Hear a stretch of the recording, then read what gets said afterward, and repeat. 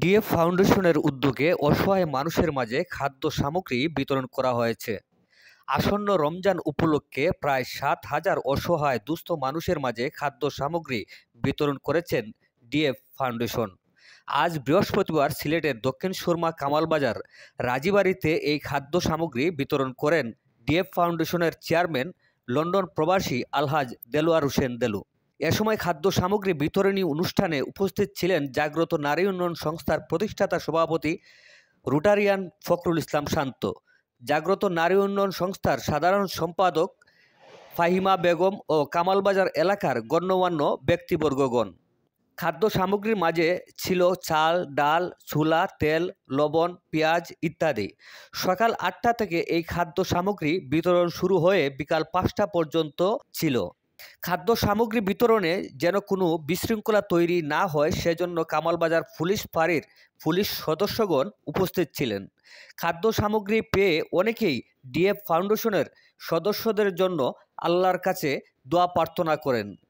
DF ফাউন্ডেশনের প্রতিষ্ঠাতা chairman Delwar Hossain দেলু বলেন, বিগত ২০ বছর যাবৎ আমরা অসহায় দুস্থ মানুষের মধ্যে রমজান উপলক্ষে খাদ্য সামগ্রী বিতরণ করে আসছি। আগামী দিনেও যেন এই ধারাবাহিকতা অব্যাহত থাকে, সবার কাছে দোয়া চাই। আমার একটাও লক্ষ্য উদ্দেশ্য হইল মানবতা, বুঝছেন? আমার আর কোনো কিছু এখানে এড করার নাই, বুঝছেন? এই ধনীর সম্পদের মালিক হইল, অংশের মালিক হইল যারা গরিব আছে, বুঝছেন?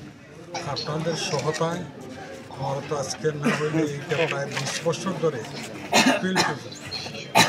এই চলতেছে।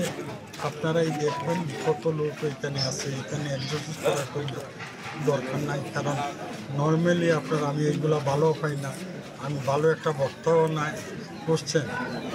আমি যতটুকু পারি, বুঝছেন, মানুষকে সাহায্য করার জন্য এই টপিকটা যেন আল্লাহ আমাকে, আমার পরিবার, আমার বাচ্চাদেরকে দেয়। এই যে আজকের প্রোগ্রামে মনে করেন প্রায় ৬,০০০ ফ্যামিলি হবে, আপনারা দেখবেন, বুঝছেন? এই ৬,০০০ ফ্যামিলি মনে করি আমার ফ্যামিলি ২-৩টা স্তর আছে, বুঝছেন? এই যারা কার্ড নিয়ে আসছে তাদের মাঝে চাউল, ছোলা, ডাল, পেঁয়াজ, তেল, লবণ, বুঝছেন? এই একটা আছে।